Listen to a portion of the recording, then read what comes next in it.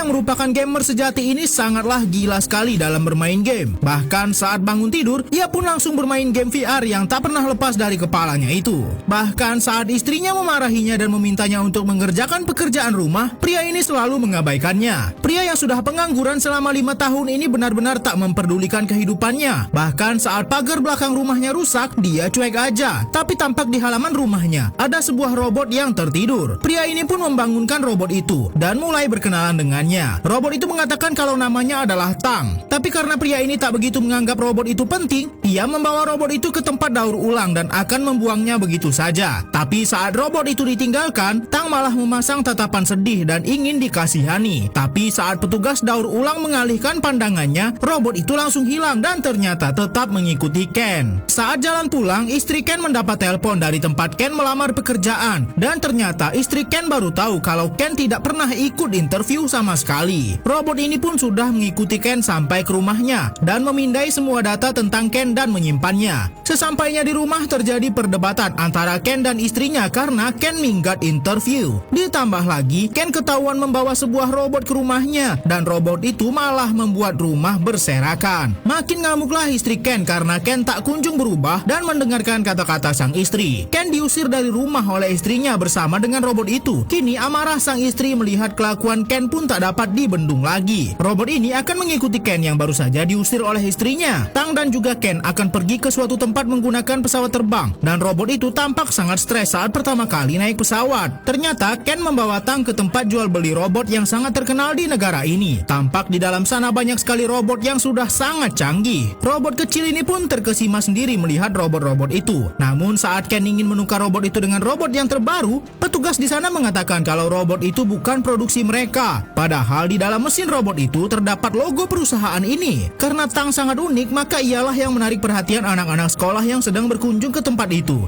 Dan juga petugas yang ada di sana tertarik untuk meneliti Tang lebih jauh dan memperbaiki sedikit kerusakan yang dialami oleh Tang. Petugas mengatakan walau bentuk Tang sangat terlihat rongsok, tapi Tang adalah robot yang sangat spesial. Petugas ini pun mencarikan rekannya di seluruh penjuru dunia yang bisa memperbaiki Tang. Dan ada salah seorang ilmuwan dari Cina yang mau memperbaiki robot itu. Tapi Ken ragu karena tempat itu sangat jauh. Mereka pun pergi dari tempat itu dan mencari secangkir kopi untuk Ken. Tapi Tang malah pergi ke arah festival yang banyak sekali orang berjualan di sana. Robot kecil ini berlari membawa secangkir kopi, tapi karena ia sangat oleng, kopi di dalam gelas itu banyak sekali yang tumpah. Ia pun memberikan kopi itu kepada Ken. Ken mulai tersentuh dengan inisiatif Tang yang sudah membelikannya kopi. Walau isi kopinya tinggal sedikit, ia tetap meminumnya dengan tersenyum. Robot itu pun tampak senang melihat reaksi tuannya.